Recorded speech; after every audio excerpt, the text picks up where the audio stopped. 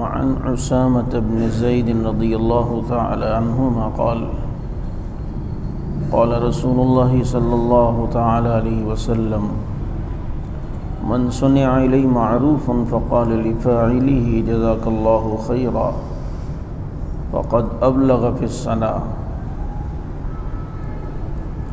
حضرت اسامہ بن زید رضی اللہ تعالی عنہ فرماتے ہیں کہ آپ صلی اللہ علیہ وسلم نے ارشاد فرمایا کہ جس کے ساتھ کوئی نیک برتاؤ کیا گیا اور پھر وہ بھلائی کرنے والے کو جزاک اللہ خیرہ کہے تو اس نے احسان کرنے والے کی خوب تعریف کی۔ قرآن کریم میں ہے هل جزاء الاحسان الا الاحسان، کہ احسان کا بدلہ احسان ہے، اور یہ اخلاقاً بھی یہ چیز ہے کہ جب آپ پر کوئی احسان کرے تو آپ بھی اس کے بدلے میں احسان کریں۔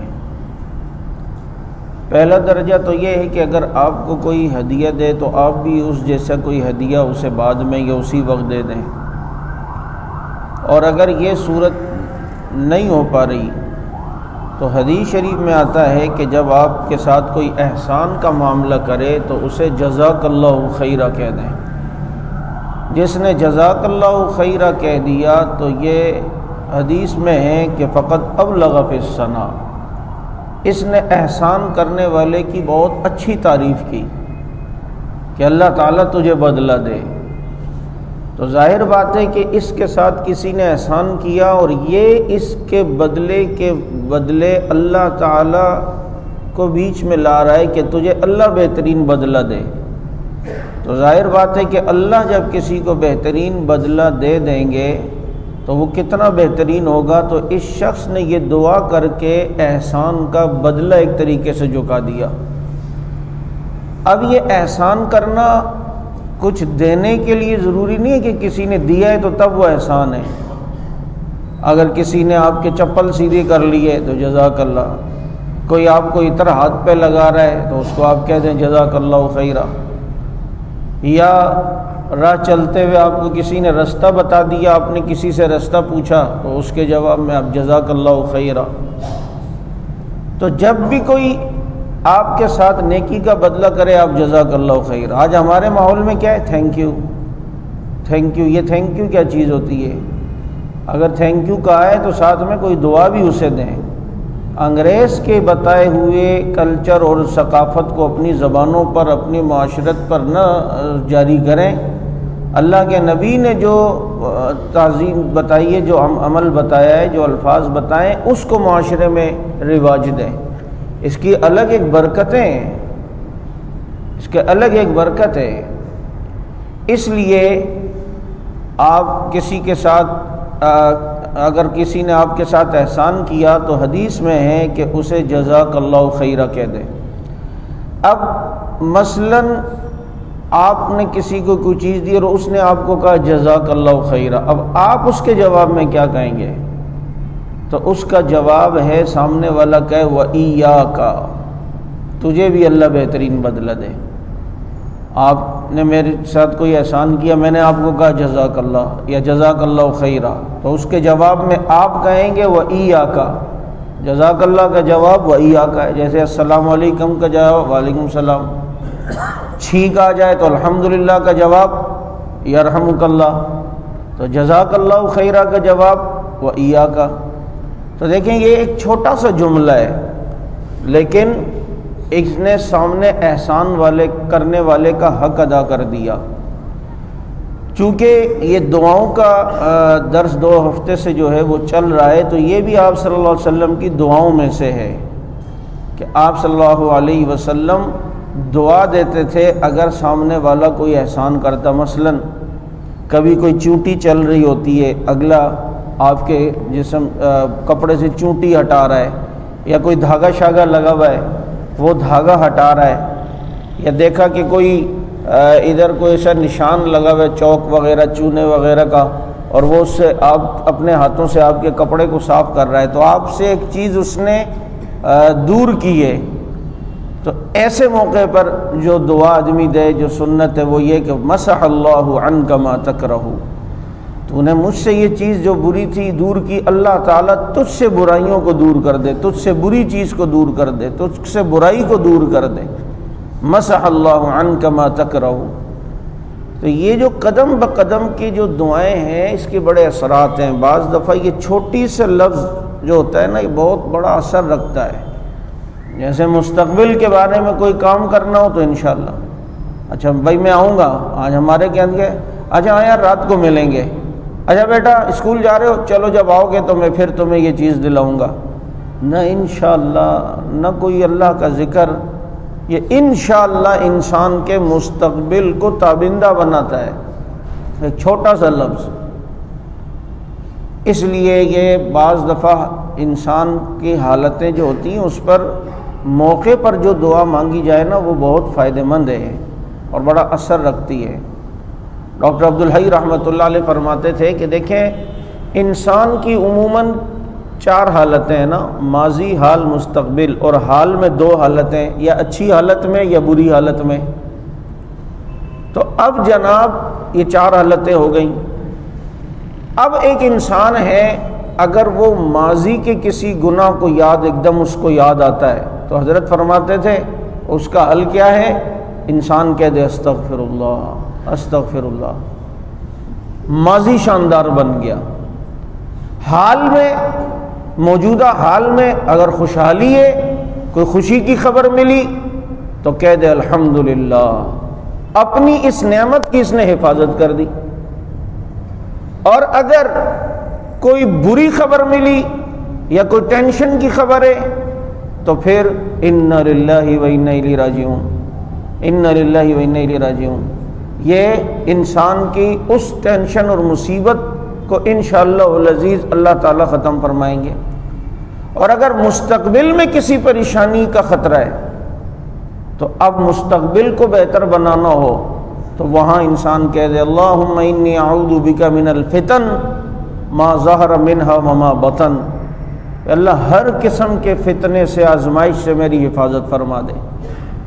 یا یہ جملہ کہہ دے یا حی یا قیوم برحمتک استغیث، میں تیری رحمت کا طلبگار ہوں اے زندہ اور قائم رہنے والے رب۔ تو دیکھیں ماضی کا کوئی اپنا بھیانک عمل یاد آ گیا اور اس پر انسان کہہ دے استغفر اللہ دل سے، ماضی سنور گیا۔ حال میں اگر اچھا حال ہے تو الحمدللہ کہہ دیا، حال سنور گیا۔ اگر حال کے اندر کوئی بری خبر مل گئی تو انا للہ و انا الیہ راجعون پڑھ لیا، اس مصیبت کے آنے پر فوراً اجر مل گیا تو یہ مصیبت بھی نعمت بن گئی۔ اور اگر مستقبل کی کسی معاملے کی ٹینشن ہے کہ پتہ نہیں کیا ہو جائے گا، یار پتہ نہیں کیا ہوگا، تو وہاں پر یا حی یا قیوم برحمتک استغیث پڑھ لے، یا اللہم انی اعوذ بک من الفتن ما ظہر منہا وما بطن، مستقبل سنور گیا۔ تو یہ چھوٹے سے جملے لیکن جامع معنی ہوا کرتے ہیں، اس لیے آپ صلی اللہ علیہ وسلم نے امت کو جامع دعا بتلائی۔ ایک صحابی آئے اور کہا اللہ کے نبی مجھے کوئی ایسی دعا بتا دیں جو مختصر اور جامع ہو، تو اللہ کے نبی انہوں نے دعا سکھلائی، یہ دعا پڑھا کرو اللہم انی اسألک من خیر ما سألک منہ نبیک محمد صلی اللہ علیہ وسلم واعوذ بک من شر ما استعاذک منہ نبیک محمد صلی اللہ علیہ وسلم وانت المستعان وعلیک البلاغ ولا حول ولا قوة الا باللہ العلی العظیم۔ کتنی جامع دعا، اردو میں بھی کر سکتے ہیں کہ اے اللہ آپ صلی اللہ علیہ وسلم نے جو خیر اور بھلائیاں مانگیں ان میں میرا حصہ بھی مقدر فرما، اور آپ صلی اللہ علیہ وسلم نے جن برائیوں سے پناہ چاہی ان برائیوں سے مجھے بھی بچا لیں۔ بتائیں آپ صلی اللہ علیہ وسلم نے کیا کچھ اللہ سے نہیں مانگا، وہ ساری دعاؤں میں آ گئے۔ یا ایک اور مختصر دعا، ایک صحابی نے عرض کی اللہ کے نبی کوئی مختصر دعا، اور ایک جگہ روایت میں نے پڑھا کہ ایک صحابی فرماتے ہیں کہ اللہ کے نبی نے جب بھی دعا فرمائی ہے تو اس میں نے دیکھا ہے کہ یہ دعا ضرور فرمائی، اور اس میں ساری دعائیں آ جاتی ہیں۔ کیا؟ ربنا آتنا فی الدنیا حسنہ وفی الآخرۃ حسنہ وقنا عذاب النار، اللہ مجھے دنیا بھی اچھی دے دے، مجھے آخرت بھی اچھی دے دے، اور مجھے عذاب سے، جہنم کے عذاب سے بچا لے۔ تو یہ ساری دنیا کی بھی نعمت مل گئی اور آخرت کی بھی نعمت مل گئی۔ یہ دعا جس کی قبول ہو گئی کہ ربنا آتنا فی الدنیا حسنہ، یہ اچھی دنیا وہ کیا ہے؟ نیکی کی توفیق، شریعت پہ چلنا۔ اور ایک بعض علماء کہتے ہیں کہ دنیاوی لحاظ سے نیک بیوی کا ملنا یہ اچھی دنیا ہے، سواری کا اپنا مل جانا یہ اچھی دنیا ہے، اپنا ذاتی گھر ہونا یہ اچھی دنیا ہے۔ یہ دعا جس کی قبول ہو گئی کام بن گیا۔ اور آخرت اچھی کر دے تو اس میں تو سبھی چیزیں، قبر کی سختی سے بچ جانا، حشر کی سختی سے بچ جانا، سوال جواب کی ٹینشنوں سے بچ جانا، تو یہ آخرت کی سختیاں سے آدمی بچ جاتا ہے۔ تو ربنا آتنا فی الدنیا حسنہ وفی الآخرۃ حسنہ وقنا عذاب النار، یہ دعا تو ہر ایک کو آتی ہے نا، تو توجہ سے یہ دعا پڑھ لیا کریں۔ یقین کریں اللہ تعالیٰ سے جب ایک انسان دعا مانگتا ہے اللہ تعالیٰ ضرور قبول فرماتے ہیں۔ اس لیے حدیث شریف میں آیا ہے کہ اللہ تعالیٰ اپنے بندے کی توبہ کو قبول فرماتے ہیں جب تک وہ جلدی نہ کرے، اور اللہ تعالیٰ اپنے بندے کی دعا کو قبول فرماتے ہیں جب تک وہ جلدی نہ کرے۔ تو صحابہ نے پوچھا اللہ کے نبی جلدی نہ کرے سے کیا مراد؟ فرمایا وہ یہ نہ کہے کہ یار دعا مانگ رہا ہوں اتنے دنوں سے قبول نہیں ہو رہی، یہ جلدی ہے۔ بھائی مانگتے رہو، ہمارا کام مانگتے رہنا ہے، اگر وہ نہیں بھی دے رہا تو اس میں ہمارے لیے کوئی فائدہ ہوگا، ہمارے لیے کوئی مصلحت ہوگی، ہمارا اس میں کوئی جو ہے وہ فائدہ ہوگا۔ میں مثال دیا کرتا ہوں نا کہ اللہ کو پتہ ہے ابھی اس کو یہ نعمت دی تو اس کے لیے مسئلہ بن جائے گا، اس کو نہیں پتہ۔ بعض دفعہ ہم سوچ رہے ہوتے نہیں یار مجھے پتہ ہے نا یہ مل جائے تو بس میری ٹینشنیں ختم ہوں گی، لیکن وہ ٹینشن بعض دفعہ بڑھتی ہے۔ کتنی بار انسان اولاد مانگتا ہے اور پھر جب مل جاتی ہے بعض دفعہ اولاد ایسی نکلتی کہ آدمی کیا کہتا ہے یہ اولاد نہیں ہوتی تو صحیح تھا۔ اللہ تعالیٰ ایسی اولادوں سے محفوظ فرمائے، ہماری اولادوں کو نیک بنائے۔ ایک بچہ ضد کر رہا ہے بازار میں، ایڑیاں رگڑ رہا ہے، ابا سے کہہ رہے نہیں یہ خنجر دلائیں مجھے، یہ چاقو چھریاں دلائیں۔ باپ کو پتہ ہے ابھی اس کو نہیں پتہ اس کے نقصان کا، فائدے نقصان کا علم نہیں ہے، میں نے اس کو دلا دیا، یہ لے گیا، اپنا ہی ہاتھ نہ کاٹ دے، چھوٹے بہن بھائیوں سے کھیلتے ہوئے کہیں ان کو نقصان نہ پہنچائے۔ اب وہ بچہ تو کتنا ضد کر رہا ہے اور وہ یہی سوچ رہا ہے کہ یار کیا مشکل ہے میرے باپ کے لیے یہ ایک چھری دلانا، چاقو دلانا، لیکن کیوں نہیں دلا رہا؟ باپ کو پتہ ہے نا کہ ابھی نہیں دلانا، وقت آئے گا۔ اب یہی بچہ بڑا ہے، بالغ ہے، جا رہا ہے بقرعید کے دنوں میں، ابا جان یہ خنجر چاقو نہ لے لیں؟ ہاں بیٹا 2 لے لے، چلو یہ لو 2 لے لو۔ پتہ ہے نا کہ اب اس کے استعمال کا اس کو پتہ ہے یہ نقصان نہیں دے گا۔ تو بھائی اللہ رب العزت بغیر مطلب کے اگر کوئی ہمارا خیر خواہ ہے نا وہ اللہ رب العزت کی ذات ہے، اور امت میں مخلوق میں اگر بغیر کسی مطلب کے ہمارا خیر خواہ ہے وہ محمد الرسول اللہ صلی اللہ علیہ وسلم کی ذات ہے۔ لا اسألکم علیہ اجرا، جنہوں نے صاف اعلان کیا کہ ہم میں نبی، ہر نبی نے اعلان کیا ہم تم سے دنیا کا کوئی مفاد نہیں چاہتے۔ تو اللہ تعالی ہمارے خیر خواہ ہیں، یہ بات ہمیں جب سمجھ میں آ گئی نا تو پھر کام بنے گا۔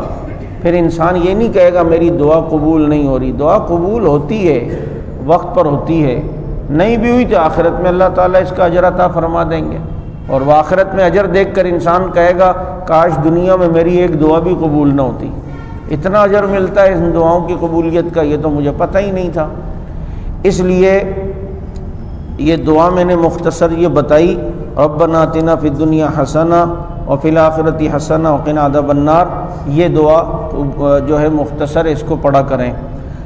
اب دعا کی قبولیت کے اوقات، ایک تو بات یہ یاد رکھیں دل سے جب بھی آہ نکلتی ہے وہ جو وقت بھی ہو قبول ہو جاتی ہے، دل سے ہو اور اس نیت سے ہو کہ میرا رب مجھے دے گا۔ وَلَمْ نَكُنْ بِدُعَائِكَ رَبِّ شَقِيًّا، میں اپنے رب سے مانگ کر کبھی نا امید نہیں ہوا۔ اللہ تعالیٰ سے بھی تو دعا مانگتے ہوئے اللہ تعالیٰ کو بھی تو کی رحمت کو جوش دلائے نا، اپنی طرف متوجہ کرے نا۔ اللہ میں سراپا کمزور، تو سراپا طاقت والا، میں سراپا عیبوں والا، تو عیبوں سے پاک۔ اے اللہ میری طاقت میں تو اپنا بول و براز روکنا نہیں ہے، تو قوی اور طاقت والا، ساری دنیا کے نظام کو لٹتا پلٹتا ہے۔ یوں تعریفیں کر کے پھر اللہ تعالیٰ سے مانگے نا، پھر پتہ چلتا ہے کہ جی ہو گئی ہے۔ ایک بزرگ کہتے ہیں مجھے پتہ چل جاتا ہے میری کون سی دعا قبول ہو گئی ہے۔ فرمایا کیسے؟ کہ جس میں آنسو بہنے لگے اور جسم کے بال کھڑے ہو جائیں، رونگٹے کھڑے ہو جائیں اور دل پہ ایک رقت طاری ہو جائے، بس میں سمجھ جاتا ہوں کال مل گئی ہے، دعا اللہ تعالیٰ نے قبول کر لی ہے۔ اس لیے اب دعا کی، لیکن ایک انسان ہے چاہتا ہے یار کوئی ایسا ٹائم جس میں دعا قبول ہو، تو وہ مختلف گھڑیاں ہیں۔ حدیث جو بھی آ رہی ہے اس میں تو دو ہیں، باقی روایتوں میں اور بھی اوقات ہیں۔ یہ ابھی امامہ رضی اللہ تعالیٰ عنہ فرماتے ہیں کہ آپ صلی اللہ علیہ وسلم سے پوچھا گیا، قیل لرسول اللہ صلی اللہ علیہ وسلم ای الدعاء اسمع، کہ کس وقت کی دعا زیادہ قبول ہوتی ہے؟ تو آپ نے فرمایا جوف اللیل الآخر ودبر الصلاۃ المکتوبات، رات کے آخری پہر میں دعا قبول ہوتی ہے اور فرض نماز کے بعد دعا قبول ہوتی ہے۔ آخری پہر میں دعا قبول ہوتی ہے اور فرض نماز کے بعد اللہ کے نبی نے فرمایا دعا قبول ہوتی ہے۔ تو آخری پہر جو خاص تہجد کے جو اعلیٰ درجے کا ٹائم ہے، وہ آخری پہر فجر کے ٹائم داخل ہونے سے پہلے 1 گھنٹہ، اور کیا کہتے ہیں فرض نمازوں کے بعد یہ دعا بھی جو ہے وہ قبول ہونے کا ٹائم ہے۔ اس کے علاوہ جب امام جمعے کو عربی کے خطبہ دینے کے لیے ممبر کی طرف چڑھ رہا ہو، آ رہا ہو، اس وقت بھی دعا مانگا کریں، وہ بھی دعا کی قبولیت کا ٹائم ہے۔ اور امام جب 2 خطبوں کے درمیان بیٹھتا ہے تھوڑی دیر، یہ بھی دعا کی قبولیت کا ٹائم ہوتا ہے۔ لیکن جب امام 2 خطبوں کے درمیان جو بیٹھتا ہے، اس میں جو دعا مانگیں گے وہ دل میں، زبان سے نہیں، دل میں مانگیں گے۔ اس کے علاوہ جمعے والے دن عصر سے مغرب تک کے درمیان دعائیں قبول ہوتی ہیں، عصر سے مغرب تک یہ دعا کی خاص ٹائم۔ بھائی ہفتے میں 1 دن تو نکال لینا دعا کے لیے، اپنے معاملات حل کروانے، اپنے مسائل حل کروانے ہوں تو ایک جمعہ تو نکالیں، ہفتے میں 1 دن تو نکالیں جمعے کا دن۔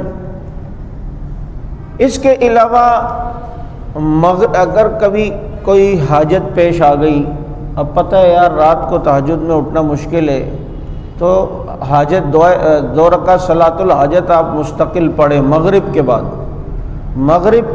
2 رکعت صلاۃ الحاجت مستقل پڑھیں، اس کے بعد دعا مانگیں۔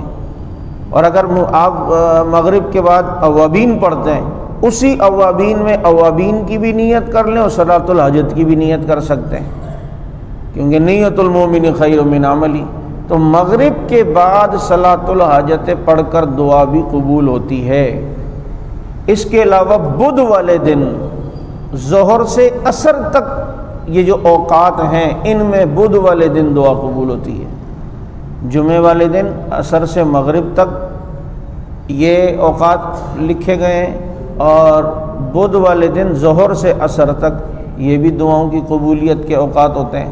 لیکن میں نے کہا کہ دل سے دعا جب انسان کرتا ہے، وہ چاہے جو لمحہ بھی ہو، اللہ رب العزت اس دعا کو قبول فرماتے ہیں۔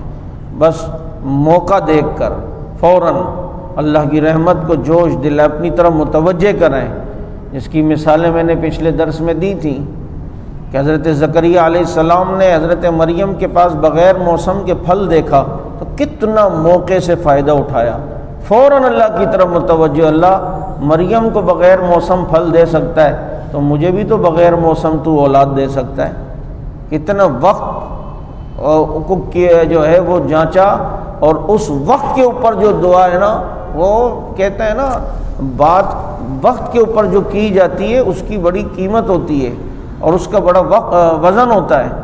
ایسے ہی دعا بھی جب وقت پہ کی جائے اور موقع کی مناسبت سے کی جائے، اس وقت دعائیں قبول ہوتی ہیں۔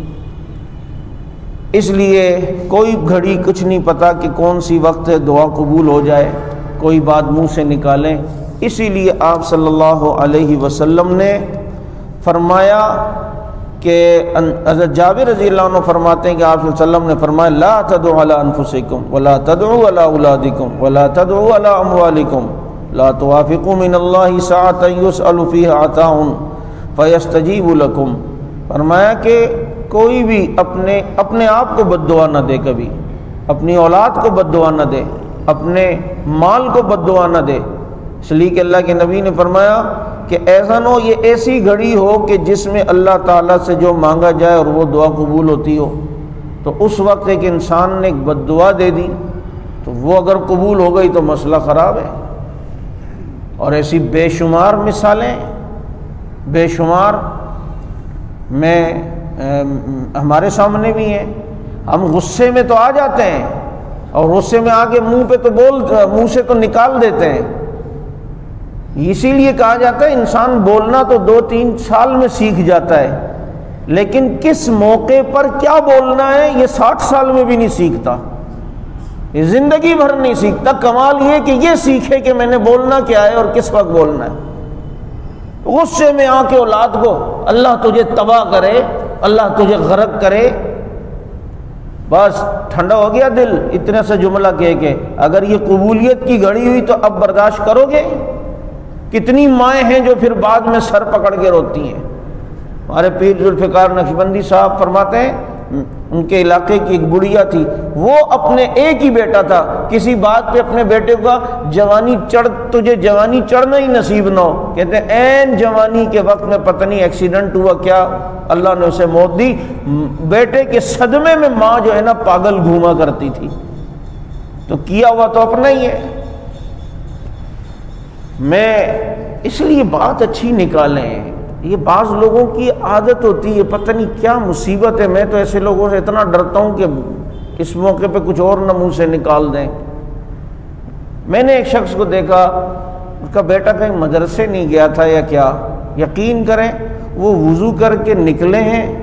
میں نے ان سے کہا کہ جی وہ بچہ آپ کا جو ہے وہ مدرسے، تو اب وضو کر کے میرے سامنے وہ منظر ابھی بھی ہے، اور وضو کر کے نکل کے کہہ رہے ہیں یہ تو کبھی بھی نہیں پڑھ پائے گا، اس کی قسمت میں ہی پڑھنا نہیں ہے۔ نہیں پڑھا، پھر اچھا خاصا ذہین آدمی، سب کچھ پڑھ ہی نہیں سکا، آگے چلا ہی نہیں، اور آج دنیاوی ایک کام میں لگا ہوا ہے، میں جانتا ہوں ان کو۔ جب اس نے یوں کہا نا، اسی وقت مجھے ایک سخت جھٹکا لگا۔ میں نے کہا جو انداز اس کا تھا لگتا ہے پار ہو گئے، تیر لگ گیا ہے نشانے پہ۔ اس وقت مجھے ایسی دل میں ایک جھٹکا سا لگا، اور وہ قبولیت کی گھڑی ہوگی۔ اس لیے اچھے بات کہنی چاہیے، خاص کر اولاد پہ جب کسی معاملے میں غصہ آئے نا، میں یہ پہلے بھی ایک دفعہ بتایا، اس وقت اولاد کے لیے دعا کر لیا کرو، اس وقت بیگم کے لیے دعا کر لیا کرو۔ یہ عبد الرحمن سدیس امام کعبہ ہیں، یہ اپنا ایک واقعہ سناتے کہ رو گئے، کہتے میں چھوٹا تھا، ہمارے گھر مہمان آ رہے تھے، پورے دن محنت کر کے میری والدہ نے کھانا مہمانوں کے لیے پکایا۔ اب میں نے باہر سے کسی چیز میں مٹی وٹی جمع کی ہوئی تھی، یہ لایا، اور پتہ نہیں کیا شرارت سوجی، ساری مٹی اس کھانے کی ہنڈیا میں ڈال دی۔ کہتے میری والدہ آئی، ادھر مہمان آئے ہوئے، پورے دن کی محنت، اور عین ٹائم پہ کھانا نکالنے لگی تو مٹی، تو کتنا غصہ آیا ہوگا۔ کہتے ہیں لیکن میری والدہ نے اتنے غصے میں اپنے الفاظ کو چینج کرتے ہوئے کہا عبد الرحمن اللہ تجھے کعبے کا امام بنا دے۔ کہتے ہیں وہ جو غصے کی وہ دعا تھی ایسی قبول ہوئی کہ آج میں تمہیں کعبے کا امام نظر آ رہا ہوں، یہ اسی غصے کے وقت میری ماں کی دعا کا اثر ہے، ورنہ وہ کچھ بھی کہہ سکتی تھی۔ لیکن اس لیے میں یہ کہوں گا کہ اپنی زبانوں پہ کنٹرول کریں بھائی، بد دعا والی معاملات تو زبان سے نکالے ہی نہ، اچھی بات نکالنے کی کوشش کریں، اللہ تجھے تباہ کر دے، او یہ کر دے۔ اور اپنے جو ہے نا وہ اپنی گاڑی کو بھی کہتے ہیں یہ تو یار کہیں ٹھکی جائے تو صحیح ہے، تھکی جائے تو صحیح، لیکن نیت شاید یہ بھی کرتا ہے کہ بیگم بیٹھی ہوئی ہو تب۔ آپ بتاؤ، اسی لیے حدیث میں آتا ہے کہ اپنے آپ کو بھی بد دعا نہ دو، اپنی اولاد کو بھی بد دعا نہ دو، اور ساتھ میں اپنے مال کو بھی جو ہے وہ بد دعا نہ دو۔ اس لیے کبھی بیگم پہ غصہ آ جائے کسی معاملے میں، دعا دے دیا کرو، ہمت تو کرو۔ اولاد پہ غصہ ہے کسی معاملے میں، دعا دے دیا کرو، انشاءاللہ اس کی برکات، کیونکہ آپ نے وہ غصہ کنٹرول کیا اور آپ نے نبی کی بات پہ عمل کیا کہ بد دعا نہ دینا، تو ظاہر بات ہے دو کام آپ سے اللہ نے کروائے، ایک تو غصہ کنٹرول کر کے آپ نے اس وقت صبر کیا ہے، اور دوسرا اپنے نبی کی بات پہ عمل کیا ہے کہ بد دعا نہ دو، تو آپ نے دعا دے دی۔ تو دو اتنے بڑے کام جو آپ کے مزاج کے خلاف تھے اس ٹائم، آپ نے وہ کیے، اللہ کو رحم نہیں آئے گا، اب اللہ دعا قبول نہیں فرمائیں گے۔ اللہ تعالیٰ سمجھ عمل کی توفیق نصیب فرمائے۔ آخر دعوانا الحمدللہ رب العالمین۔